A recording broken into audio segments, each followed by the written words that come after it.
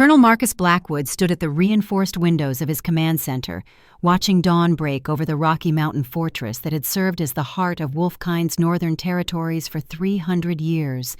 The granite peaks caught the first light, turning them gold and crimson, colors he had seen painted across too many battlefields to count.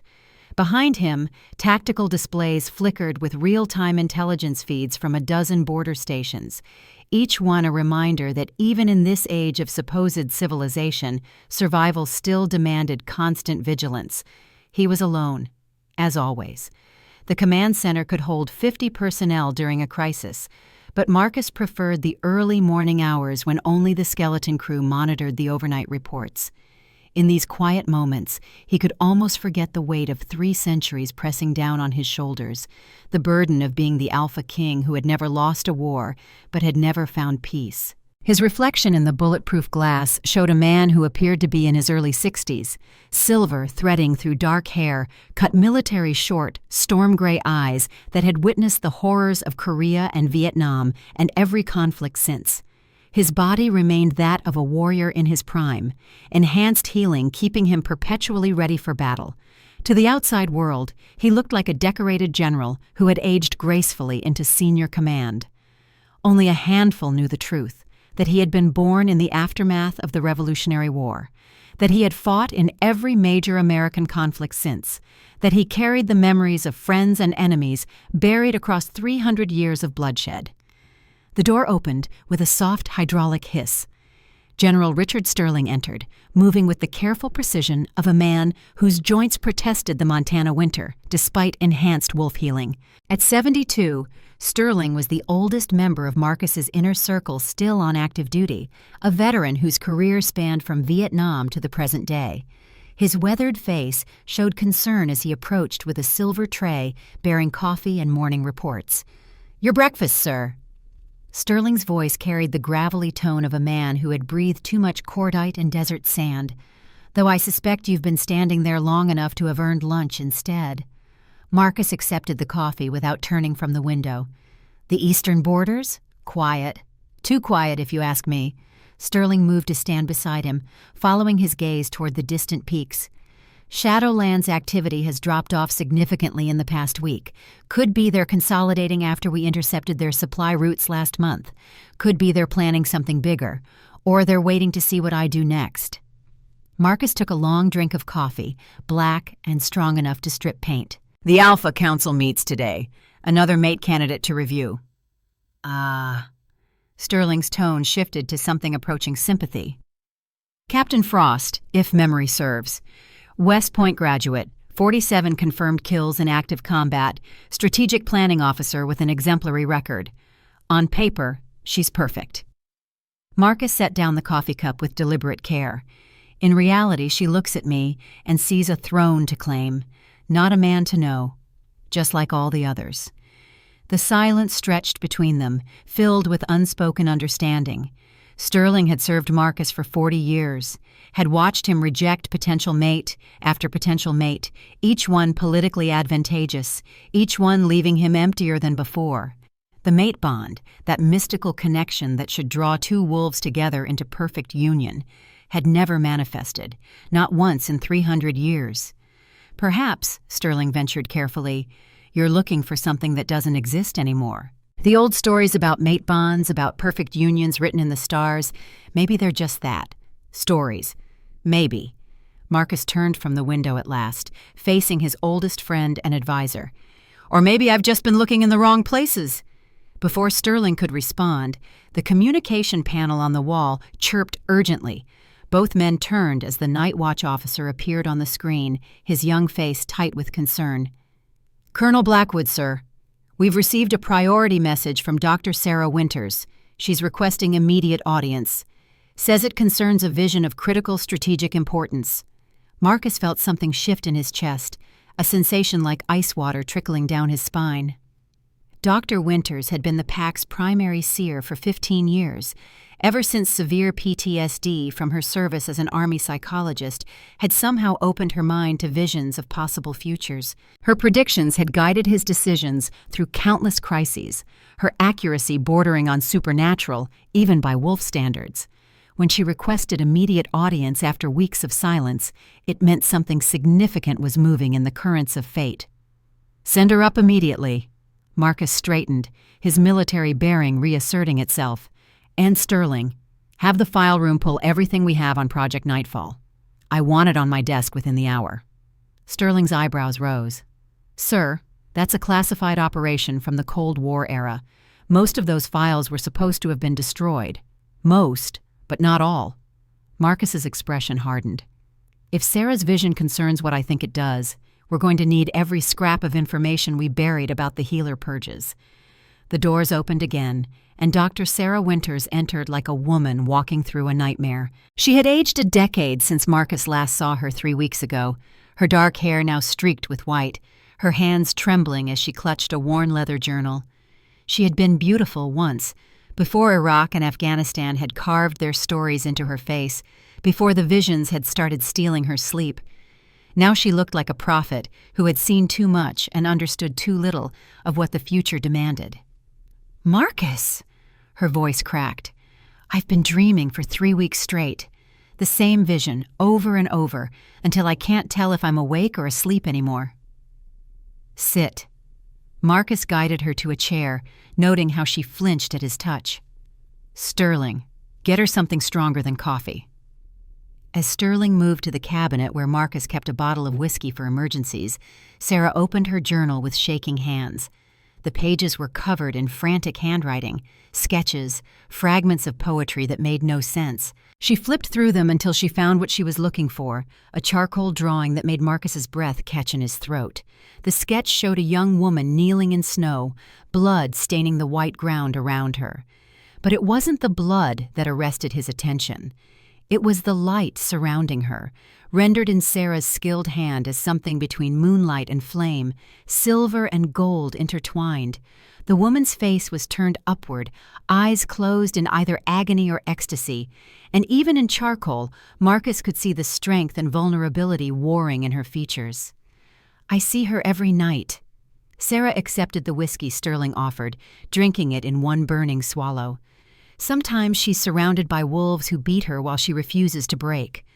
Sometimes she's standing in a pool of silver light that blazes like the sun. Sometimes she's holding her hands over wounded soldiers, healing injuries that should be beyond any medicine, any power we've ever seen." Sarah looked up, and her eyes held a desperate intensity that made Marcus want to look away. "She's a healer, Marcus, the first one born in over half a century, maybe the last one left alive." The room fell silent, except for the soft hum of the tactical displays. Marcus moved to his desk, gripping the edge hard enough that the metal groaned under his enhanced strength. He had spent 10 years searching for exactly this, ever since he had discovered the classified files detailing Project Nightfall, the government's systematic elimination of healer wolves during the Cold War. The official story claimed healers had died out naturally, their gentle natures unable to survive in an increasingly violent world. The truth, buried in redacted documents and sealed testimony, was far darker. "Where is she?"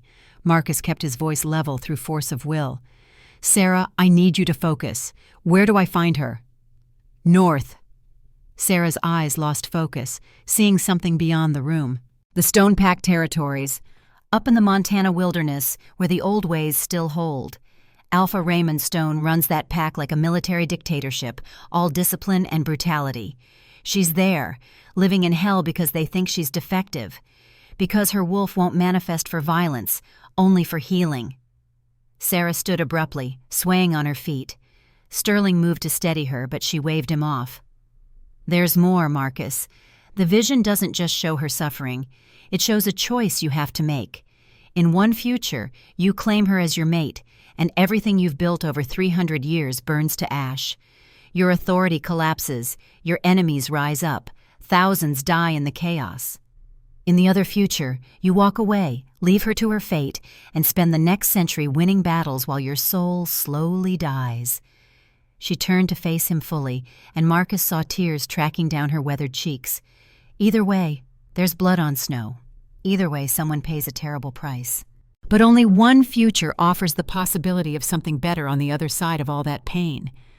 "What did you see?" Marcus asked quietly. In the future where I claim her? Sarah's smile was sad and knowing. I saw you happy, Marcus. For the first time in 300 years, I saw you genuinely happy. I saw her standing beside your throne, not as decoration, but as equal. I saw soldiers laying down their weapons because she convinced them there was another way. I saw the end of warfare as we know it.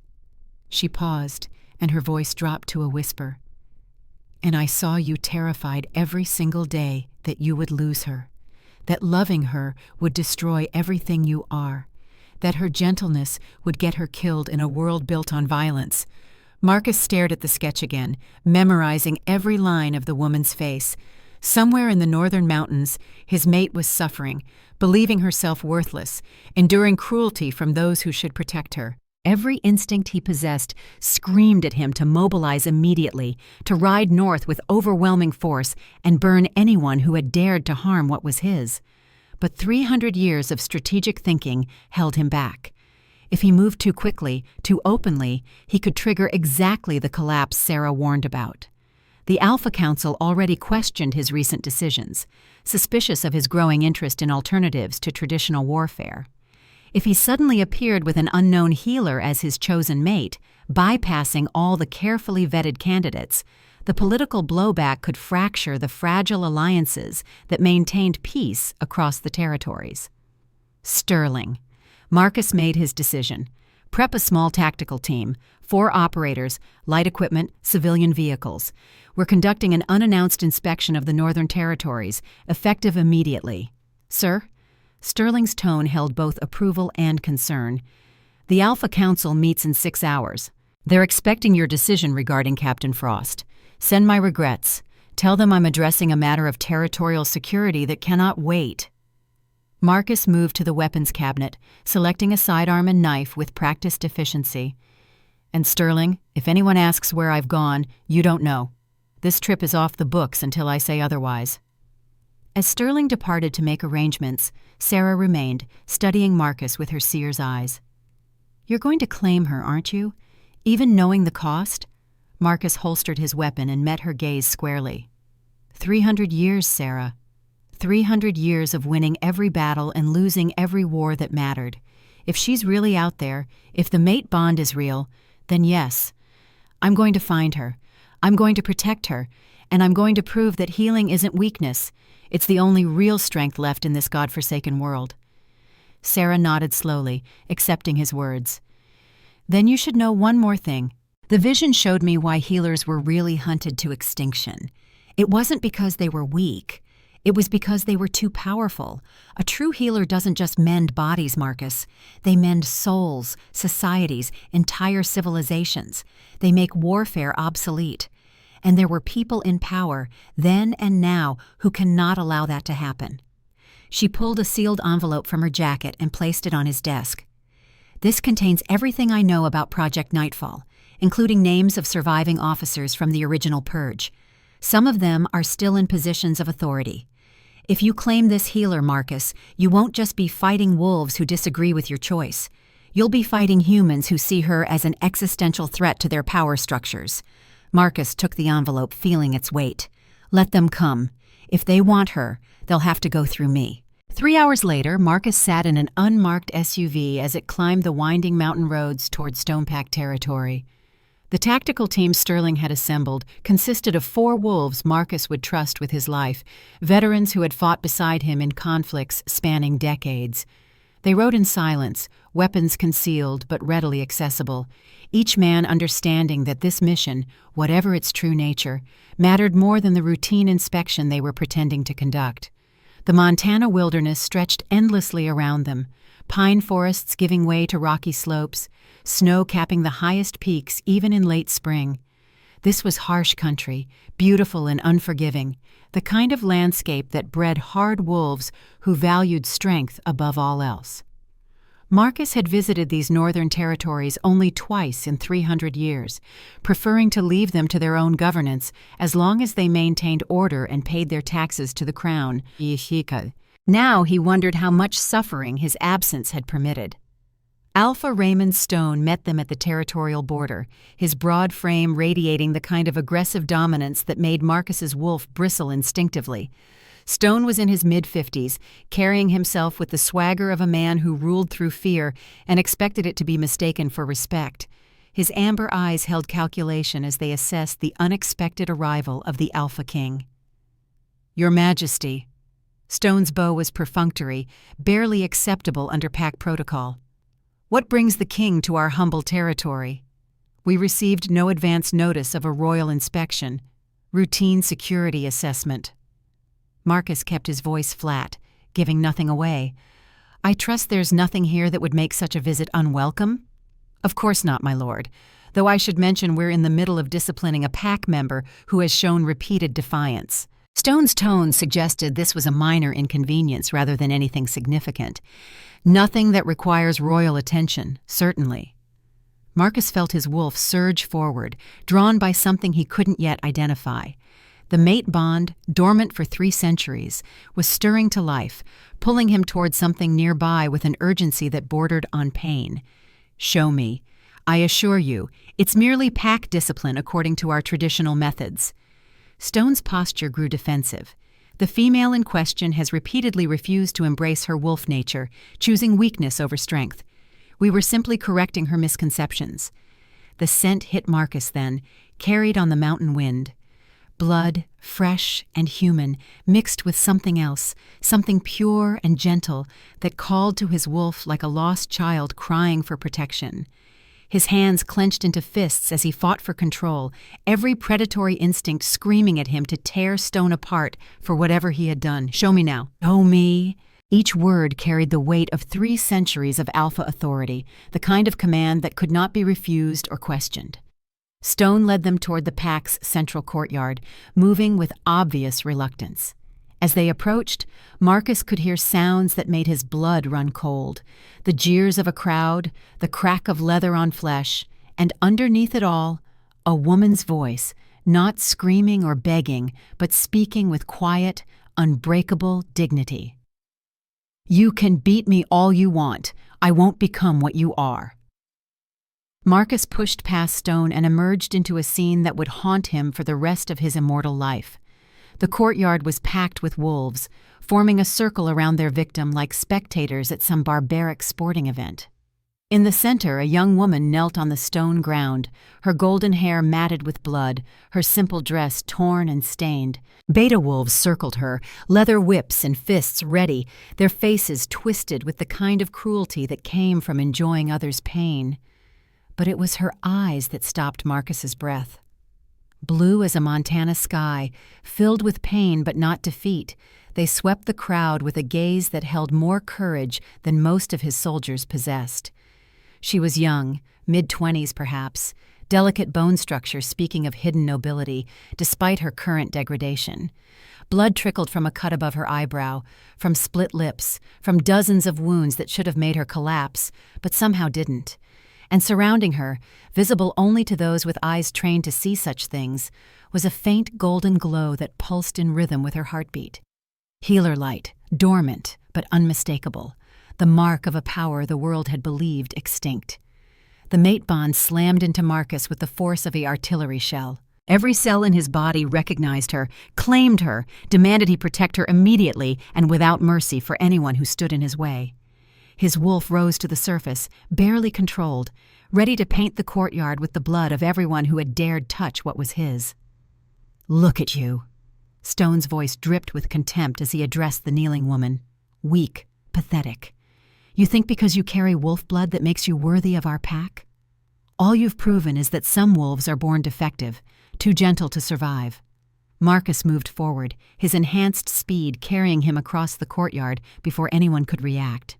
His hand closed around the wrist of a beta wolf who had been raising his whip for another strike, and he applied just enough pressure to make bones creak in warning. "That's enough." His voice cut through the crowd noise like a blade. The courtyard fell silent, every wolf suddenly aware that their king stood among them, and he was furious. The woman's head snapped up, and her eyes met Marcus's across the space of 5 feet. Time seemed to stop. He felt the mate bond complete itself, clicking into place with an almost audible sense of rightness, and he knew from her sharp intake of breath that she felt it too. Recognition flared in those blue eyes, followed immediately by confusion and fear. She tried to stand, stumbled, and Marcus caught her arm to steady her. The contact sent electricity through both their bodies, the mate bond singing with validation and demand. Up close, he could see the full extent of her injuries, the old scars layered beneath new wounds, the evidence of systematic abuse that made him want to commit murder. "What's your name?" He kept his voice gentle, despite the rage burning through his veins. "Cassandra Silverton, Your Majesty." Her voice was roughened by pain, but retained a musical quality that spoke of better days. "Sir, who authorized this punishment?" "Pack law, my lord." Stone stepped forward, his expression wary now. She has repeatedly refused combat training, shown defiance toward her betters, and demonstrated attitudes that weaken pack cohesion. This is standard correction for wolves who refuse to embrace their nature. Standard correction. Marcus released Cassandra's arm slowly, making sure she was steady before he turned to face Stone fully. His wolf wanted to shift, wanted to show this petty tyrant what real dominance looked like, but 300 years of discipline held. You call torture standard correction. You beat a woman bloody for the crime of being gentle, and you dare claim this strengthens your pack. The watching wolves shifted nervously, sensing the violence barely leashed in their king's presence. Stone's face flushed, caught between defending his actions and recognizing the danger he was in. "Tell me, Alpha Stone." Marcus's tone dropped to deadly calm. "What do you see when you look at her?" Stone glanced at Cassandra, contempt clear in his expression. "I see a defective wolf. A weakness we should have culled years ago." "Wrong." Marcus turned back to Cassandra, who watched him with wide, uncertain eyes. "I see a woman who has endured years of abuse and maintained her compassion. I see someone who has been beaten down repeatedly and still shows mercy to those weaker than herself. I see more strength in her smallest finger than in your entire pack combined." He pulled out his command tablet, entering a series of codes with swift efficiency. "By royal authority, I am invoking federal pack protection over Cassandra Silverton, effective immediately. She is removed from your custody and placed under Crown jurisdiction. Any wolf who touches her from this moment forward will answer to me personally. Your Majesty, this is highly irregular." Stone's voice rose in protest. "You can't simply commandeer pack members without cause. I just did." Marcus moved to stand between Cassandra and the crowd, a living shield of Alpha authority. "And if you question my right to do so, Stone, you're welcome to file a formal challenge. I'll look forward to demonstrating exactly what happens to Alphas who torture those under their protection." The threat hung in the air, unmistakable. Stone's face went pale as he recognized how close he had come to execution. The watching pack members began backing away, distancing themselves from their Alpha's mistake. Marcus felt Cassandra's hand on his arm, light as a bird's touch. "Your Majesty, I appreciate the protection, but I can't. They'll only hurt me worse when you leave. Please, I just need to go." Before he could respond, she turned and ran. Not toward the pack houses, but toward the wilderness beyond, moving with desperate speed despite her injuries. Marcus started to follow, then forced himself to stop. She needed space, needed time to process what had just happened. The mate bond would keep her safe, guide her to somewhere she could feel secure. But his wolf howled in protest at letting her flee. Sterling appeared at his elbow, voice low. "Sir, we have a situation. Captain Frost is here. She must have followed us north." "Of course she did." Marcus's jaw tightened. "Have the team establish a perimeter. No one enters or leaves this territory without my permission. And Sterling, find out everything there is to know about Cassandra Silverton, her family, her history, how she ended up in this hellhole. I want answers within the hour." As Sterling moved to comply, Marcus turned one last time to Stone. "You have 24 hours to compile a full report on every incident involving Miss Silverton during her time in your pack. Every punishment, every accusation, every wolf who laid hands on her. You will deliver this report to me personally, and you will pray that when I read it, I find sufficient cause not to remove you from power permanently." He didn't wait for Stone's response, instead following the path Cassandra had taken into the forest. His tactical team fell in behind him, weapons ready, but Marcus waved them back. Whatever happened next, he needed to face it alone. The trail led deep into old-growth forest, pine trees towering overhead like cathedral pillars, the ground soft with centuries of fallen needles. Marcus tracked her easily, following both physical signs and the pull of the mate bond that grew stronger with each step. She was close now, very close, and she had stopped running. He found her in a clearing centered around what could only be described as sacred ground. An ancient pool of water, fed by an underground spring, sat perfectly still despite the evening breeze. The stones surrounding it were covered in petroglyphs, markings that predated European contact with the Americas, symbols that spoke of healing and sanctuary in a dozen indigenous languages. Cassandra knelt beside the pool, her tears falling into the dark water. She had given up on holding in the sobs, her shoulders shaking with the release of years of suppressed pain and despair. The golden glow Marcus had sensed earlier was stronger here, responding to the ancient magic of the place, growing brighter with each heartbeat. "I'm nobody." Her voice broke the silence, speaking to her reflection in the pool. "Just a broken wolf who will never be enough. Why would a king care about someone like me? Why would anyone?" Marcus stepped into the clearing, moving slowly so as not to startle her. "Because you're not broken, Cassandra. Because every word they told you about yourself was a lie designed to keep you weak and controllable. Because you're the strongest person I've met in 300 years, and I've known warriors who faced down armies without flinching." She turned to face him, and in the fading light, he could see the exact moment she felt the mate bond fully. The recognition that this wasn't just a powerful alpha showing mercy, but something far more significant and terrifying. Her hand went to her chest, pressing against her heart as if to slow its racing. "This can't be real. This has to be some kind of trick. It's real." Marcus moved closer, but kept a respectful distance, giving her space to process. "I've been alive for 300 years, Cassandra. I've searched for my mate through countless wars, rejected dozens of suitable candidates, begun to believe the bond was a myth. And then I found you, bleeding in a courtyard, showing more courage than most soldiers I've commanded." He gestured to the pool, where the water had begun to glow with silver light, responding to their combined presence. "This place knows what you are. These stones were carved by healers 1,000 years ago, marking sanctuary where their kind could practice their gifts in safety. Your blood touching this ground reactivated magic that has been dormant for centuries." Cassandra stared at the glowing pool, then at her hands, where the golden light pulsed brighter. "I don't understand. I'm just me. I've never been able to do anything special except heal small wounds on injured animals. The pack healers said I was barely qualified to be a field medic because they didn't want you to understand what you really are." Marcus pulled out the sealed envelope Sarah had given him, offering it to her. Project Nightfall, a classified government operation during the Cold War that systematically eliminated healer wolves across North America.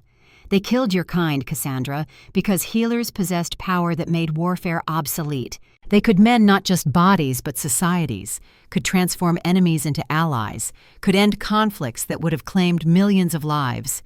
He watched her open the envelope, saw her face pale as she read the reports, the photographs of murdered healers, the classified testimony from soldiers ordered to commit genocide against their own kind. When she looked up, her eyes held a new understanding, and with it, a terrible determination. "My mother." Her voice shook. "They told me she died in a raid, that Shadowland soldiers killed her when I was 5 years old. But this says she was assassinated." Marcus finished gently. "Because she was a healer who was convincing too many wolves to pursue peace instead of endless war. Your father, too, because he tried to protect her. And you survived because you were smart enough to hide what you were, to let them believe you were just traumatized into uselessness." Cassandra's hands clenched around the papers, and for the first time since he met her, Marcus saw anger in her expression. Real rage at the injustice, at the lies, at the years of abuse she had endured because others feared what she represented. The golden light surrounding her flared brighter, and the pool erupted in response, water rising in defiance of gravity, forming spiraling columns that caught the last rays of sunlight. I could have helped people. Her voice carried the weight of revelation and fury combined. All these years, I thought there was something wrong with me. I thought I deserved what they did to me because I couldn't be what they wanted. But it was never about me being broken. It was about them being terrified of what I could become. Marcus felt pride surge through the mate bond. This was the woman he had been searching for, not beaten down and broken, but awakened and furious, ready to claim the power she had been denied. He moved closer, drawn by the pull of the bond and his own desperate need to offer comfort. "You're my mate, Cassandra." The words came out rougher than intended, carrying 3 centuries of loneliness and hope. I don't say that to claim ownership or demand your submission. I say it because from this moment forward, anyone who wants to hurt you will have to go through me first, and I promise you, they will fail. She looked up at him, blue eyes searching his face for deception or ulterior motive. "What do you want from me?" "Everything." Marcus admitted the truth without shame. "I want you to come back to the fortress with me. I want you to train with proper healers who understand what you are. I want you to stand beside me and show the world that gentleness isn't weakness, that healing is the highest form of strength. I want to build a future where wolves like you aren't hunted but celebrated. And in return, what do I have to give up? Nothing you aren't willing to offer." Marcus took her hands in his, feeling the electricity of the completed bond flowing between them. "I won't force a claiming ceremony. I won't demand you perform duties you're not ready for. I'm asking you to be my partner, Cassandra, not my possession, to help me transform a world built on violence into something better." The pool's light intensified, and for a moment, Marcus could swear he saw visions playing across its surface. Himself and Cassandra standing together before assembled alphas, her healing light blazing bright enough to illuminate the entire fortress. Soldiers laying down weapons, choosing peace over endless war. A child with golden hair and storm-gray eyes, carrying both the strength of alphas and the gifts of healers. Cassandra must have seen the visions too, because her breath caught and her grip on his hands tightened. "If I do this, if I agree to come with you, everything changes, for both of us. The world won't accept a healer queen. They'll fight us every step of the way. Then we'll prove them wrong." Marcus pulled her closer, watching her face carefully for any sign of fear or rejection. "Together, as partners, as mates, if you're willing to accept the bond." For a long moment, Cassandra said nothing, studying him with those impossibly blue eyes. Then slowly, hesitantly, she nodded. "I'm willing to try. Not because I believe in fairy tales or perfect unions, but because for the first time in 8 years, someone looked at me and saw strength instead of weakness. That's worth fighting for." Marcus felt something in his chest that he hadn't experienced in 300 years. Hope, pure and undiluted, flooding through the mate bond and settling into his bones.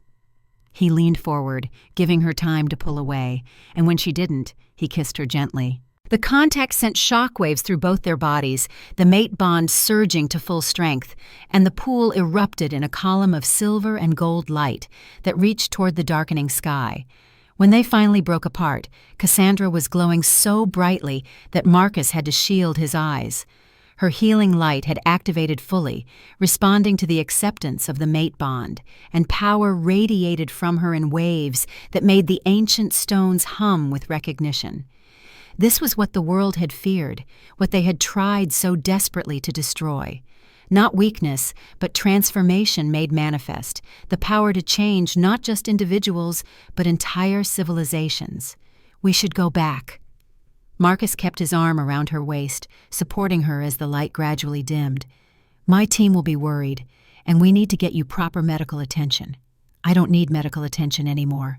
Cassandra looked down at her arms, where the wounds from her beating had completely healed, skin unmarked and whole. "I healed myself while we were talking. It just happened automatically." They walked back through the darkening forest together, neither speaking but both acutely aware of the bond thrumming between them. When they emerged from the tree line, they found Sterling and the tactical team waiting with weapons drawn, facing off against a woman in combat fatigues whose entire posture radiated barely controlled fury. Captain Helena Frost stood with her arms crossed, her steel-gray eyes locked on Marcus with an expression of betrayal and rage. She was beautiful in a hard-edged way, all sharp angles and contained violence, the kind of woman who had earned her rank through competence and ruthlessness in equal measure.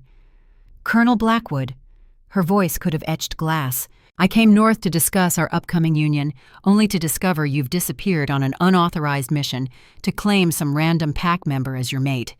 Would you care to explain?" Marcus felt Cassandra tense beside him, preparing for another fight, another rejection. He pulled her closer, making his choice crystal clear to everyone present. "Captain Frost, you're out of line. My private business is not subject to your approval or anyone else's. Your private business affects the entire kingdom." Helena took a step forward, ignoring Sterling's warning hand on her weapon. "The Alpha Council has been preparing for our union for months. Political alliances have been negotiated, territories promised, treaties drafted. And you're throwing it all away for her?" She gestured dismissively at Cassandra, and Marcus felt his wolf surge forward, demanding he defend his mate from the insult. He forced control, knowing that losing his temper now would only prove Helena's point. "I'm throwing away nothing that mattered." Marcus met her gaze steadily. "You're an excellent soldier, Captain, and you'll go far in your career. But you and I both know there was nothing between us except political convenience. No bond, no connection, just two people going through motions because others expected it. And that's not enough for you anymore?" Helena's laugh was bitter. 300 years of leadership, and suddenly you need true love? "You're going soft, Marcus. This healer is making you weak." "No." Cassandra spoke up, her voice quiet but carrying clearly in the mountain air. "He's choosing to be more than just a warrior king. He's choosing to build something that lasts beyond the next battle, the next war, the next century of bloodshed. That's not weakness, Captain. That's evolution." Helena's eyes narrowed as she studied Cassandra more closely, and Marcus saw the moment she recognized the healer light still glowing faintly around his mate. Understanding and fear flickered across her face, quickly masked by renewed anger. A healer. Her tone made it sound like an accusation. "You're choosing a healer, one of the weaklings who nearly destroyed our kind with their pacifist nonsense. Do you have any idea what this will do to pack morale, to our fighting readiness? It will remind everyone that there's more to strength than just knowing how to kill." Marcus's voice hardened. "Now, Captain, you have two choices. You can accept my decision with grace and remain a valued member of this kingdom, or you can continue this insubordination and face court-martial for questioning the Alpha King's authority. Choose wisely."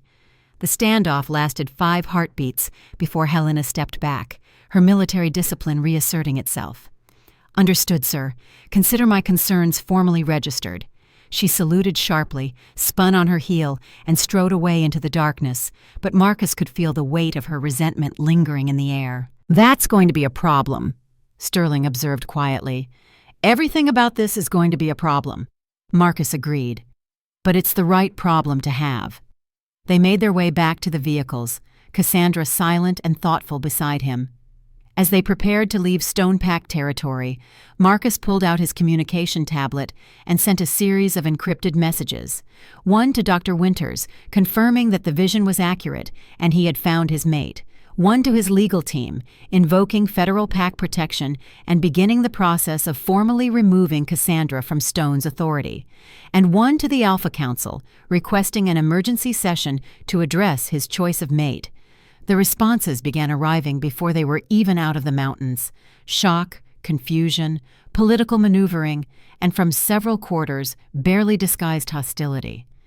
The consequences Sarah had warned about were already beginning to cascade, and Marcus knew the real battles were just beginning. But as he felt Cassandra's hand slip into his, as he sensed through their bond her determination to face whatever came next together, Marcus found he didn't care about the political cost. 300 years of loneliness had ended tonight. 300 years of searching had finally led him to exactly where he needed to be. The fortress appeared on the horizon as they descended from the mountains, its lights blazing against the dark sky, a monument to power and military might that had stood for centuries. Soon, Marcus knew, it would become something more, a place where healing was valued as highly as warfare, where gentleness could coexist with strength, where a healer queen would stand beside a warrior king and show the world a different way forward. The war to make that vision real would be the hardest fight of his long life. But looking at Cassandra, seeing the determination in her eyes and the power building within her, Marcus knew they had a chance. Not a guarantee, but a chance. And after 300 years of certainty and emptiness, the possibility of something better was worth any cost. As they passed through the fortress gates, Marcus made a silent promise to the woman beside him and to the future they would build together. He would protect her with everything he had, would stand beside her through whatever trials came, would prove to a skeptical world that healing wasn't the opposite of strength, but its highest expression. The last healer's war had begun, and Marcus Blackwood, for the first time in 3 centuries, was fighting for something that truly mattered. The fortress's medical wing had been transformed in the 72 hours since Marcus and Cassandra's return from Stonepack territory. What had served as a standard military hospital now resembled something between a surgical theater and a Roman Colosseum, with beds arranged in a semicircle so the hundreds of assembled observers could witness every moment of the upcoming trial. Cassandra walked through the space in the pre-dawn darkness, studying the 12 wolves who represented her first impossible test. Each bed held a story of damage declared irreparable, lives written off by conventional medicine as acceptable losses in the endless calculus of warfare. Among the tactical team preparing the space stood Raymond Stone's son, the young wolf Cassandra had healed during their first evening at the fortress, his restored health a quiet testimony to her power even before formal trials began. Behind her, she felt Marcus's presence through the mate bond, steady and supportive, but radiating concern. The Alpha Council had wasted no time upon their arrival. General James Hawthorne of the Western Territories, Alpha Selene Stormborn of the Eastern Peaks, and Alpha Theron Ravencrest of the Southern Reaches had invoked the right of proving under ancient law. 3 trials to demonstrate healer capability and leadership, or step aside as Marcus's chosen mate. Sterling approached with his characteristic weathered dignity, carrying updated medical files. "Captain Silverton, the gallery will be at capacity. Every major pack has sent representatives." He paused, his voice dropping lower.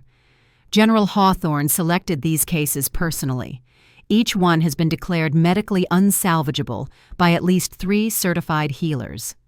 She studied the files, feeling the weight of what was being asked. Sergeant Thomas Davis, paralyzed 5 years, spine severed beyond conventional repair. Private Michael Chen, missing both legs and trapped in catatonic PTSD. Captain Jennifer Morrison, vegetative state for 2 years following traumatic brain injury. 11 more cases equally devastating. They expect me to fail. Cassandra's voice was quiet but steady. "Half of them do." Marcus moved to stand beside her. "The other half are hoping you'll prove them wrong about everything they've believed regarding strength and weakness." The gallery filled as dawn broke. The 3 alphas took prominent positions, their expressions ranging from skeptical to curious. And in the front row, Captain Helena Frost sat with an expression carved from ice, her steel-gray eyes promising that this humiliation was personal. Dr. Patricia Reeves stepped forward to make formal announcements, her clinical tone emphasizing the impossibility of what was being requested.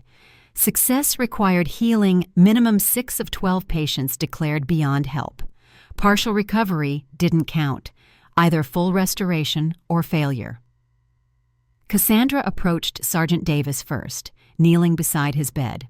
Through physical contact, she felt the severed neural pathways, the psychological trauma of 5 years trapped in a body that wouldn't obey. But she also felt his wolf, pressed deep inside, still fighting to heal but lacking the power to bridge the catastrophic gap. "This is going to hurt." She spoke softly, for his ears alone. "You're going to feel everything that's been blocked for 5 years all at once. If you can give me my legs back, I'll handle whatever pain it takes." The healer light flowed like liquid sunlight. Cassandra didn't just repair the damage, she awakened his dormant healing capacity, supercharged it beyond normal limits, directed it toward the severed spinal cord. The pain hit her like a physical blow as she absorbed his trauma, experienced his despair, carried his suffering so he could be free. 5 minutes that felt like hours. Then Davis moved his toes, his legs, and finally stood for the first time in 5 years, weeping with overwhelming relief. The gallery erupted in shocked murmurs, but Cassandra was already moving to Private Chen. His physical wounds would be straightforward compared to the psychological prison that held him captive. She placed her hands on his temples, and the healer light dove into his mind, into the explosion that played on endless loop. She found herself inside the trauma with him, feeling the blast, the tearing metal. But she also saw what he couldn't. The moment before detonation, when he pushed 2 younger soldiers to safety. His sacrifice had saved lives, even as it destroyed his own. Michael. She spoke to his trapped consciousness. You saved them. Jonathan and David, you saved them both. You're not a victim. You're a hero. And heroes deserve to come home.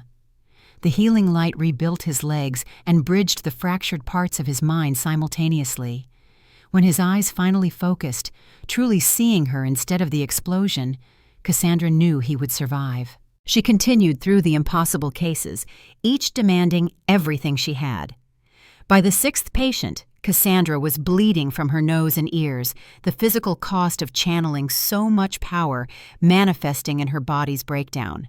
Marcus moved to stop her, but she waved him off with a trembling hand. I'm not finished. 6 is the minimum, but there are 12 wolves here who deserve better. Your Majesty, Dr. Reeves interjected, she's killing herself. Then she'll match every soldier who ever pushed beyond their limits to complete the mission. Marcus's words were harsh, but his eyes held anguish. This is her choice. Honor it. The next 6 healings blurred together in a haze of pain and determination. When she finally completed the 12th patient, a young woman whose multiple organ failure should have killed her days ago, Cassandra collapsed. Marcus caught her before she hit the ground, and through the mate bond she felt him pouring his immortal vitality into her, keeping her conscious through shared alpha strength. The gallery had gone completely silent. All 12 patients, declared unsalvageable, sat or stood in various states of shocked recovery. Dr. Reeves's voice shook as she verified the impossible results. Alpha Theron stood, his expression transformed. Captain Silverton, you have passed the first trial with results that exceed any expectation. But Cassandra barely heard him. In her peripheral vision, she saw movement. The 11th patient, a scarred veteran she had just healed, suddenly lunged toward her with a knife. She was too exhausted to dodge. Raymond Stone's son caught the attacker's wrist mid-strike. He twisted the knife away with efficient brutality and drove the would-be assassin to the ground. Not her. His voice carried across the stunned gallery. She healed me when my own father abandoned me to die. You want to kill someone for political convenience? Go through every wolf she saved first. Security descended, hauling away the attacker who turned out to be one of Helena Frost's known associates. Marcus carried Cassandra from the medical wing personally, his face a mask of barely controlled violence. She woke 3 days later to find Marcus sitting vigil beside her bed, the room secured and fortified. His relief flooded through the mate bond as her consciousness returned. How many? Her voice was rough. All 12. Marcus brought water to her lips. You saved all 12, Cassandra, including the one who tried to kill you afterward. She processed that slowly. Helena's people? We believe so, though he's not talking yet. Marcus's hand tightened on hers. But half the kingdom saw you perform miracles. They can't deny that now. And the second trial begins tomorrow. The feuding packs arrive at dawn. Marcus's expression was serious. 10 days to achieve lasting peace between Copper Ridge and Iron Valley. 73 years of bloodshed, 68 confirmed deaths. Professional mediators have tried for decades and failed. Cassandra pushed herself upright despite her body's protests. Then we start tomorrow. No postponement. We move while momentum is on our side. The next morning found them on neutral ground between the feuding territories. Alpha Robert Mercer led Copper Ridge, a grizzled veteran in his 60s whose sons had all died in the feud. Alpha Thomas Brennan of Iron Valley was younger but carried equal weight of loss. His wife and daughter killed in a raid 10 years prior. General Hawthorne stood as observer, his prosthetic arm resting naturally at his side, his skepticism evident. "You have 10 days, Captain. What makes you think you can succeed where professionals failed? Because I'm not trying to make them forget their pain." Cassandra studied the hostile groups. "I'm trying to help them remember what they're fighting for and whether it's still worth the cost." Days 1 through 3, she met separately with each pack, listening to their versions of how the feud began. The original dispute had been laughably small, a boundary disagreement over hunting grounds after World War II. What should have been resolved through negotiation instead escalated through misunderstanding and wounded pride into 73 years of killing. On day 4, she requested a joint meeting on the original disputed territory, now a barren stretch of land, too blood-soaked for either pack to use. Marcus and the Alphas observed from a distance while Cassandra stood alone in the center, waiting as representatives approached with obvious reluctance. "I'm not here to determine who was right or wrong," her voice carried clearly. "I'm here because both packs have lost people you loved. Every death was a tragedy, regardless of which side they belonged to." She pulled out lists of every confirmed casualty from both sides and began reading names. Thomas Hayes from Copper Ridge, killed at 34. Robert Chen from Iron Valley, killed at 29. Sarah Mercer from Copper Ridge, 16 years old. As she read, Cassandra allowed her empathic abilities to amplify the emotional weight. The names stopped being statistics and became real people, real losses that both sides had inflicted and suffered. Gradually, hostile postures began to soften as wolves recognized their grief reflected in their enemies' faces. An older woman from Copper Ridge interrupted. "James Brennan killed my husband. He was a monster who deserved what he got. Was he?" Cassandra met her gaze. "Or was he a father of 4 who believed he was defending his pack from people who murdered his brother 3 years earlier? Does anyone actually know who threw the first punch, or have you just accepted the story you were told?" Uncertainty flickered across faces as comfortable certainty developed cracks. A young wolf from Iron Valley stepped forward, barely 20, his eyes haunted. "My grandfather died in this feud. My father died in this feud. I have a 3-year-old daughter, and I'm tired of wondering if she'll grow up to bury me because I couldn't break the cycle." His voice strengthened. "I don't know if this will work, but what we've been doing doesn't work. Maybe it's time to try something different." A young woman from Copper Ridge moved to stand beside him, and several pack members gasped. "You're Daniel Brennan's son," her voice was accusing. "And you're Sarah Mercer's cousin," the young wolf replied, "which makes us enemies by birth. Except we've been meeting in secret for 2 years. Are we supposed to kill each other to honor ancestors who died before we were born?" The revelation sent shockwaves through both groups, but Cassandra felt the emotional tide beginning to turn. These weren't the only forbidden relationships. There were others, an entire generation tired of paying for their grandparents' war. On day 7, Cassandra proposed a joint memorial ceremony. Both packs would gather at the disputed land, now renamed Peace Grounds, and speak aloud every name of every fallen wolf from both sides. A public acknowledgement of mutual loss. The Alphas agreed with obvious reluctance. The ceremony was scheduled for day 9, but on the evening of day 8, explosions rocked both territories simultaneously. Bombs planted by extremists from both sides detonated in residential areas. 3 dead, dozens wounded, including children. Cassandra arrived at the Copper Ridge blast site to find carnage worse than anything she had faced in the medical wing. The bomb had caught families in the blast radius. Emergency responders worked frantically, expecting most victims to die before help arrived. She didn't ask permission. The healer light erupted with such force that everyone within 50 feet felt its warmth. Cassandra moved from victim to victim, her power flowing faster than thought, mending shattered bones and torn flesh. But this time she wasn't working alone. Young wolves from both Copper Ridge and Iron Valley arrived together, the secret friendships becoming public as they worked side by side to save lives. The sight of traditional enemies cooperating sent a powerful message to everyone watching. When the last victim was stabilized, Cassandra stood in the blast center and addressed the gathered crowd. Both packs suffered tonight. Both lost people, not to each other but to extremists who profit from your hatred. They don't want peace because peace would force them to find meaning beyond violence. She pointed to the young wolves standing together, unified in grief and determination. But your children have already chosen a different path. They've been choosing it for years, secretly because they knew you wouldn't accept it. How many more have to die before you follow their example? Alpha Mercer stepped forward, tears tracking down his weathered face. My granddaughter was in that house, 7 years old. She would have died if not for you and these young wolves working together. He looked at Alpha Brennan, decades of hatred warring with present reality. Tom, our ancestors started this war. Maybe it's time we ended it. Alpha Brennan met his gaze, and Cassandra saw the moment something fundamental shifted. The recognition that they had more in common than separated them, that neither wanted to die knowing they had perpetuated suffering they could have chosen to end. The memorial ceremony happened on day 9 with additional weight. The newest names, victims of extremist violence, were added to the list. As Cassandra read them aloud, her empathic power helping both packs feel the depth of mutual loss, wolves from both sides began helping complete names, acknowledging losses they had been taught to celebrate.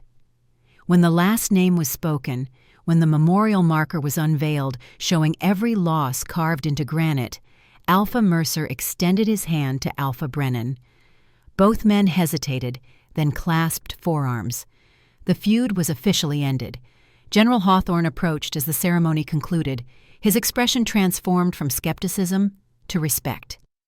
Captain Silverton, you've accomplished in 9 days what our best diplomats couldn't achieve in 7 decades. The Council declares the second trial passed with exceptional results, but his next words carried warning, which means you proceed to Trial 3. Captain Frost has personally requested the honor of designing your final challenge. Marcus's hand found Cassandra's, the mate bond humming with shared concern. Helena designing the trial meant it would be crafted to expose perceived weaknesses. It would be personal and potentially designed to break Cassandra's spirit, even if she technically passed.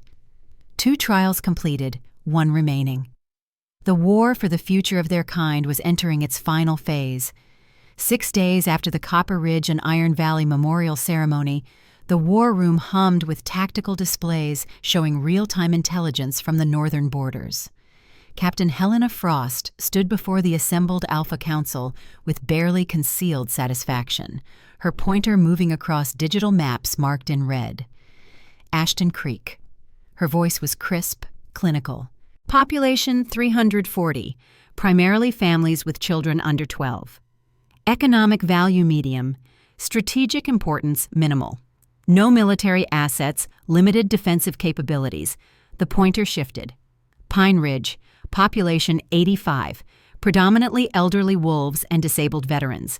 Economic value low, strategic importance negligible, 0 combat readiness. She turned to face Cassandra directly, steel-gray eyes holding undisguised contempt. Trial 3 tests the most fundamental requirement of leadership: the ability to make impossible choices under pressure. Shadowland's advance forces are moving toward both villages. You have 30 minutes to decide which receives protection and which is sacrificed. Choose based on strategic value, population size, or whatever metric you prefer. But choose, because indecision condemns both. The assembled alphas watched with varying expressions. This was the heart of what separated warriors from healers, the willingness to make cold calculations about acceptable losses. They expected Cassandra to break under that responsibility. Marcus stood rigid beside her, fury burning through the mate bond. This wasn't a trial, it was an execution disguised as assessment. But Cassandra felt something different stirring. Cold clarity born from understanding the true nature of the test. Helena expected her to accept the premise that some lives were worth more than others. What if the premise itself was wrong? "I refuse." Cassandra's voice cut through the expectant silence. "I refuse your false choice, Captain Frost. You've presented 2 villages under threat and demanded I choose which dies. I'm proposing a third option. Neither." Helena's expression shifted from satisfaction to confusion, to rage. "That's not how reality works. The Shadowlands forces are already moving. You can't save both villages with available resources. Only if I accept that the attack is inevitable." Cassandra moved to the tactical display, studying troop movements. "But what if we eliminate the threat before it reaches either village? What if instead of defending against attack, we convert the attackers?" The room erupted in disbelieving murmurs. General Hawthorne's prosthetic arm clenched. "Girl, those are Shadowlands death squads. Fanatics indoctrinated from birth. You don't convert that with pretty words." "No." Cassandra pulled up intelligence files. "But you might convert soldiers conscripted against their will, who fight because refusal means execution for themselves and their families. Men wounded in previous engagements who received minimal care because their commander views casualties as acceptable losses." She highlighted specific data. According to these reports, Shadowlands troops have a desertion rate of nearly 20%, with most citing inadequate medical care and brutal discipline. Commander Victor Ashford rules through fear, not loyalty. His soldiers fight because they have no choice. Marcus felt understanding Dawn. She wasn't ignoring military reality. She was seeing aspects warriors dismissed as irrelevant. Where commanders saw enemy combatants, she saw desperate men trapped in a system that treated them as expendable. "Your proposal is to intercept and offer medical care in exchange for defection?" Alpha Theron asked, with genuine curiosity. "Not just medical care, sanctuary, asylum for their families, integration with full rights and protections." Cassandra's voice strengthened. "Show them we value them as individuals rather than cannon fodder. Give them reason to choose peace over violence." The silence was profound. Every Alpha had spent decades operating under the assumption that enemies were enemies until defeated or destroyed. The idea of transforming hostiles into allies through generosity represented a fundamental challenge to their worldview. "It won't work." Helena's voice carried desperate certainty. "They'll see your offer as weakness and slaughter both villages while you're busy trying to heal them. Then we lose nothing compared to your scenario." Cassandra met her gaze. "If I'm wrong, conventional forces deploy as backup. But if I'm right, we save both villages and recruit 40 to 50 wolves who would otherwise fight against us. That's strategic thinking beyond the next battle. The Alpha Council will vote." Hawthorne's voice cut through tension. "We're voting on whether to implement Captain Silverton's strategy or override with conventional response." The vote split. Hawthorne against, Theron in favor, Celine abstaining, which meant Marcus held the deciding vote. He looked at Cassandra, seeing determination in her blue eyes, feeling through their bond her absolute conviction. 300 years of military experience screamed at him to deploy conventional forces. But those same 3 centuries had taught him that repetition only perpetuated cycles that never truly ended. We implement Captain Silverton's plan with modifications. His decision sent shockwaves through the room. Conventional forces deploy as backup, maintain combat readiness, prepare to intervene if negotiation fails. Helena's face went white with fury, then red with humiliation. Without another word, she spun and strode from the war room, leaving behind an atmosphere charged with possibility and danger. 3 days later, the Shadowlands advance force of 47 wolves, vanguard scouts for Victor's 50,000-strong army mobilizing behind them, moved through mountain passes toward the border villages. Marcus observed through surveillance as his team prepared for the unprecedented operation. Beside him, Cassandra reviewed medical supplies and asylum documentation. Sterling approached with final updates, his weathered face showing strain. "Healer negotiation teams in position, sir. Dr. Reeves leads medical personnel. Refugee services prepared temporary housing." "And if this goes wrong?" Marcus asked quietly. "Rapid response units positioned within 3 minutes. Hawthorne personally commands backup forces." Cassandra descended from the command vehicle surrounded by medical personnel carrying white flags and supplies, moving into the mountain pass where the Shadowlands force would traverse. Marcus had wanted to forbid her presence, but recognized doing so would undermine everything she was trying to prove. The Shadowlands troops came around the bend and stopped abruptly, confronted by medical teams blocking their path. Their formation shifted to combat readiness, weapons drawn but not firing. A wolf in officer's insignia pushed forward, his scarred face twisted with suspicion. "What is this? Some kind of trap?" "Not a trap. An offer."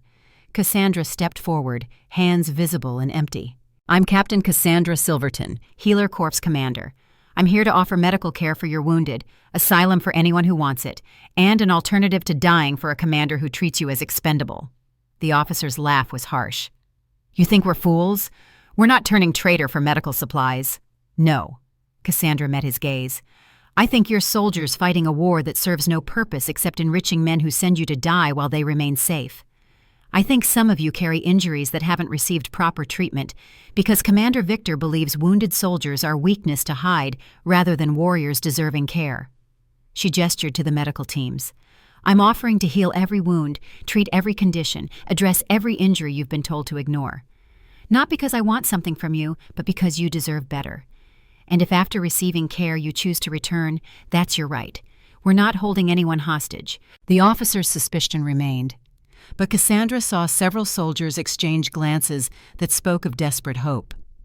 "Prove it," the officer finally said. "Heal my second. He took shrapnel 3 weeks ago, infected because our medics don't have antibiotics." A younger wolf stepped forward, favoring his left side where improvised bandaging showed signs of severe infection. Cassandra approached slowly and knelt beside him. "This will hurt initially as my power burns out infection," she spoke directly to the wounded soldier. "But then you'll feel better than you have in weeks. Trust me." The soldier looked to his officer, received a nod, and turned back to Cassandra. "Do it." The healer light flowed, and Cassandra felt the full damage. Shrapnel had fragmented, leaving dozens of metal pieces embedded in muscle and organ tissue. The infection was life-threatening. That he was expected to continue combat operations spoke volumes about Shadowland's medical priorities. She worked carefully, locating each fragment and guiding his body's healing response to expel them while fighting infection. The soldier gasped, then groaned as sensation returned to areas numb with systemic shock. When she lifted her hands, the wound was clean and closing. The soldier stood, testing mobility, then moved through combat positions with increasing confidence. For the first time in weeks, there was no pain. He looked at Cassandra with religious awe. "How?" His voice shook. "Our healers said I'd need surgery and months of recovery, because I'm not limited by conventional medical thinking, and because I believe you deserve to be whole rather than patched up enough to keep fighting." Cassandra stood and addressed the entire force. "This is what I'm offering. Complete healing for every wound, psychological support for trauma, the chance to live as valued pack members rather than disposable soldiers." What she said next was calculated to cut through indoctrination. "Commander Victor sent you to raid villages with minimal support, knowing some would die. He considers those deaths acceptable losses. I'm telling you that no loss is acceptable, that every one of you matters, and that there's a better way to live than waiting to become the next casualty." The officer's facade cracked. "What about our families?" "We defect. Victor executes them. We extract them first." Cassandra had anticipated this. "Give us names and locations. We'll have teams insert within 48 hours to bring them to safety. Victor won't know about defections until your families are secure." She let that settle, watching hope war with lifetime conditioning. "Or you can continue your mission. Raid those villages, kill civilians, maybe survive and return with wounds that won't receive care. Keep fighting Victor's war until you're too damaged to be useful, then be discarded like all the others before you." The choice hung heavy in mountain air. Cassandra felt Marcus's presence through the bond, felt his support and terror in equal measure. The officer holstered his weapon with visible effort. "We'll need proof. Proof you can extract families. Proof this asylum is real." Cassandra pulled out a tablet showing satellite imagery, indicating specific locations. These are the residences we've identified. You confirm or correct information. Within 48 hours, we'll have extraction teams moving. You'll watch it happen in real time before anyone commits. She handed him asylum documents. These guarantee full PAC membership, economic support during transition, protection under Northern Territories law. Same rights and responsibilities as any wolf born into our packs. The officer studied documents with careful attention. His defenses crumbled as desperate desire to believe warred with ingrained suspicion. "Permission to speak, sir." A younger soldier addressed his officer. "My little sister is in that compound. If they can really get her out, if she can grow up somewhere that doesn't train children to be weapons, I don't care what happens to me. I'll take the risk." Another soldier stepped forward, then another, until nearly half the force indicated willingness. The officer watched his unit fragmenting, saw the faith his soldiers placed in the enemy's promise, and made his decision. "We accept." His voice carried the weight of surrendering more than a military engagement. "Conditional on family extractions as promised. It's not a trick." Cassandra extended her hand. "It's a promise that you deserve better, and we're willing to prove it through actions." The handshake sealed more than this specific defection. It represented a fundamental shift in how conflicts could be resolved. As medical teams moved forward, as asylum processing began and extraction plans finalized, Cassandra felt validation flowing through her. She had passed the third trial not by making the impossible choice Helena demanded, but by rejecting the premise that such choices were necessary. Marcus emerged from his position, moving to her side. "You did it. You converted an entire enemy force through negotiation alone." "Not alone." Cassandra leaned into him. "I had backing of your authority, Sterling's intelligence, a medical team that believed in what we were trying to accomplish." She looked at Shadowland soldiers receiving care, saw transformation in their body language from hostile combatants to men being treated with dignity, perhaps for the first time in years. This is what healers were meant to do, not just mend bodies, but create systems where mending is valued over breaking.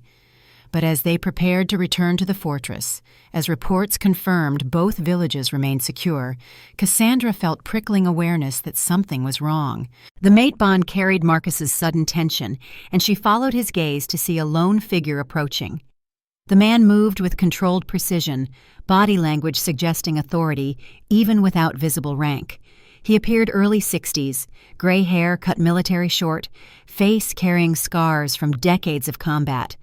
But it was his eyes that arrested attention, pale blue and holding depths of pain that made even Cassandra's empathy recoil. "Commander Victor Ashford." Marcus's voice was flat. "When 100 soldiers disappear and intelligence reports they defected, I take personal interest." Victor stopped at a cautious distance. "So this is the famous healer, the woman performing miracles and converting my troops." His tone carried bitterness and something deeper, grief so profound it had curdled into rage. "I came to see what kind of woman could convince trained soldiers to betray blood oaths. They didn't betray oaths." Cassandra stepped forward despite Marcus's protective movement. "They chose survival over suicide. They chose leaders who value them rather than spending them like ammunition." Victor's expression didn't change, but something flickered in those pale eyes. Familiar words. My wife used to say similar things, back when she believed healers could transform the world. She thought if we showed enough mercy, treated enemies with enough kindness, eventually they would respond in kind. His voice dropped to near whisper. "They killed her for it. Ambushed her during peace negotiation 40 years ago, shot her in the back while she was healing wounded from both sides, and I learned that healers don't transform the world, they get crushed by it." The revelation hit Cassandra physically. Victor wasn't another power-drunk commander. He was a widower who had lost his healer mate and built entire ideology around preventing anyone from making what he saw as the same fatal mistake. "I'm sorry for your loss." Cassandra's words carried genuine compassion. "But your wife's death doesn't prove healing is weakness. It proves there were people threatened by what she represented, people who profited from conflict and couldn't allow her to succeed in ending it." She pulled out Project Nightfall files, documentation of systematic healer genocide. Your wife wasn't killed by random violence. She was assassinated as part of government operation to eliminate healers because we were ending wars faster than the military-industrial complex could profit from them. They murdered her, Victor, not because she was weak, but because she was too powerful." Victor stared at the files, his face cycling through emotions too complex to track. Denial warred with recognition, grief with rage. Beneath it all, the dawning realization that he had built 4 decades of philosophy on fundamental misunderstanding. If what you're saying is true, if Catherine was killed not by enemies, but by our own government, then everything I've done since, every soldier I trained to be ruthless, every mercy I denied in her name, all of it was based on a lie. Not a lie you told deliberately. Marcus spoke with authority of someone who understood how grief could warp perception, but a lie nonetheless, one that's cost thousands of lives. Victor's control shattered, military bearing collapsed, and for a moment he was just a man confronting 40 years of misdirected pain. I've been honoring her by becoming everything she fought against. He looked at Cassandra with suddenly ancient eyes. You're proof healers survived. And I've been trying to kill you, eliminate the last remnant of what she represented, because I couldn't face the possibility I was wrong. I can help you. Cassandra spoke softly. Not to manipulate, but to heal the grief you've carried for 40 years. To show you Catherine's death doesn't have to define the rest of your life. You want to heal me. Victor's laugh was harsh, just like she wanted to heal enemies who killed her. You're either incredibly brave or incredibly foolish. Maybe both, Cassandra admitted. But I'm also the last healer, Victor, the last one with power to do what your wife believed was possible, and I can't let her dream die with her. Can't let the people who murdered her win by convincing you her vision was naive weakness. She extended her hand. Let me show you what Catherine saw when she looked at a broken world and believed healing was possible. Let me prove her death wasn't meaningless. Victor didn't move, warring with conditioning and grief, and desperate desire to believe 4 decades of pain might find resolution. Then slowly, hesitantly, he reached out and took her hand. The healing light that erupted was unlike anything Cassandra had channeled before. She wasn't just mending recent trauma. She was touching grief ossified into identity, rage become philosophy, pain so fundamental Victor had built his existence around it. She experienced his memories as her own. Catherine, beautiful and gentle, using healing gifts to mend soldiers from both sides. The ambush, sudden and brutal, tearing through peace negotiation. Catherine's blood on his hands as she died.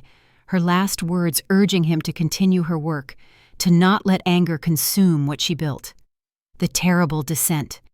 Victor's transformation from healer's partner into architect of systematic brutality, convincing himself hardness was protection. The soldiers trained to be ruthless, mercy denied in her name, the 40-year campaign to honor her memory by destroying everything she believed in. But Cassandra also showed him an alternative vision, what Catherine had seen when she looked at the future, the world she believed possible if enough people chose healing over harming. Warriors and healers working together instead of treating each other as opposing forces. Most importantly, she let him feel Catherine's spirit, not through necromancy, but through emotional echoes lingering in collective memory. The love Catherine had carried for Victor, the faith she maintained even in final moments that he would continue their work. When healing light finally faded, Victor collapsed to his knees, tears streaming down his weathered face. For 40 years he had refused to cry. Now he wept openly, releasing decades of suppressed grief and rage and regret. I'm sorry. The words came out broken. Catherine, I'm so sorry. I turned our dream into a nightmare. You didn't lose her. Cassandra knelt beside him, her own face wet with tears. You just forgot what she taught you, but memory can be recovered. The work she started can still continue. Marcus watched this transformation with dawning realization of what it meant strategically. If Commander Victor Ashford could be converted through healing rather than combat, then precedent was established. No enemy truly irredeemable, no ideology so rigid it couldn't be challenged. In the 4 weeks that followed, Victor formally dissolved hostilities and opened negotiations for territorial integration. His 50,000 soldiers, witnessing their commander's transformation, largely chose to follow his example.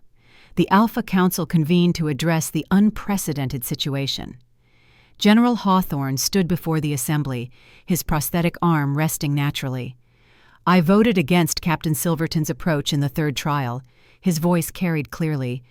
"I believed healer gentleness was incompatible with command reality. I was wrong." He turned to Cassandra. "You didn't just pass the trials, you revolutionized them. You showed us that impossible choices we thought necessary were actually failures of imagination." Alpha Theron rose, his face showing weight of long experience. "In all my years, I have never witnessed strategic thinking of this caliber. Converting enemies through offering better conditions, this isn't weakness disguised as strength.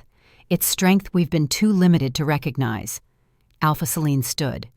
"The Eastern Peaks formally withdraws all objections. She has proven beyond doubt that healing-based leadership represents evolution of our kind. The formal coronation took place at dawn 2 days later, witnessed by representatives from every major territory. Ancient words of binding were spoken, vows exchanged. When Marcus placed the crown on Cassandra's head, magic responded to the union. The fortress stones hummed with power as alpha strength and healer light intertwined.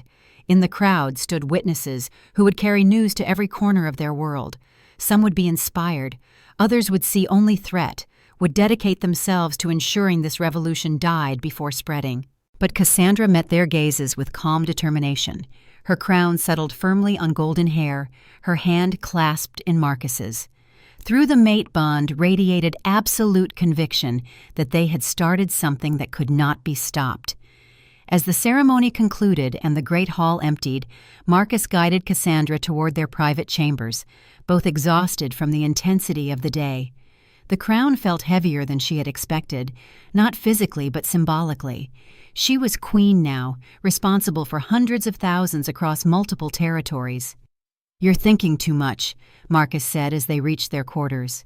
"I can feel your anxiety." "I'm terrified," Cassandra admitted, removing her crown with careful reverence. "What if I can't replicate these successes? What if I disappoint everyone counting on me? Then you'll be exactly like every other leader who ever lived." Marcus turned her to face him. "You don't have to be perfect. You just have to keep trying, keep believing there's a better way, and trust that together we can find it." "Together," Cassandra repeated, feeling the words settle into her bones. She wasn't alone, had never been alone even in the darkest days. He kissed her then, not the formal kiss of ceremony, but something deeper and more personal. The mate bond sang between them, alpha strength and healer light, intertwining in patterns that would define their rule for decades to come. This was what Catherine had envisioned, what Project Nightfall conspirators had tried to prevent. Warriors and healers working together, each making the other stronger. Marcus rested his forehead against hers. "Whatever comes next, we face it together." Helena's coalition, the Project Nightfall operatives, the wolves who refused to accept change, all of it. Together, together. Cassandra agreed, and for the first time since accepting the mate bond, the anxiety eased. She had passed the trials, earned the crown, and proven that gentleness could triumph. In distant shadows, storm clouds gathered. Helena Frost met with extremists in forgotten places, planning revenge. Project Nightfall operatives activated sleeper agents, preparing to eliminate the healer threat. Scattered across territories, wolves raised on traditional values watched the new queen with suspicion, waiting for failure. But Marcus and Cassandra stood at the window, watching those gathering storms without fear. Let them come. They would discover that healing didn't make them weak. It made them unbeatable. The trials were complete, the crown was won, and the revolution to reshape their world was only beginning. The last healer had survived, and in surviving, proven that even in a world built on violence, gentleness could not only endure, but triumph. The future held challenges that would test them beyond anything the trials demanded, but together they would face it all. And in facing it, they would show the world that the greatest victories came not from learning to destroy, but from having the courage to heal.